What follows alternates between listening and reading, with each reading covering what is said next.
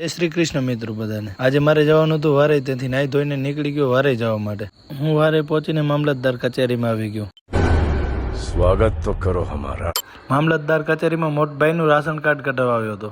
આંસળી 50 વાર ઉતર્યો ને 50 વાર ચડ્યો, તોય આજનું કામ પૂરું ના થયું। મામલતદાર હાજર ના હતો, તેથી કીધું સોમવારે આવજો। પછી ત્યાંથી પહોંચી ગયો ઉપસરપંચની ચા પીવા માટે। ચા પીધા પછી બ્લેક ઘોડા ઉપર સવારી કરીને હેલ્મેટ લગાવીને નીકળી ગયો ઘર તરફ આવવા માટે। વારેથી જલ્દી નીકળીને હું ચડી ગયો હાઈવે ચડતા આવ્યો ટોલ ગેટ, પણ આપણે કોઈ ચિંતા હતી નહીં, કેમ કે આપણે કોઈ ભરવાનું હતું નહીં ટેક્સ। બધીની ગાડી લાગી રહેતી લાઈનમાં ને આપણે કટ મારીને નીકળી ગયા બાજુમાંથી।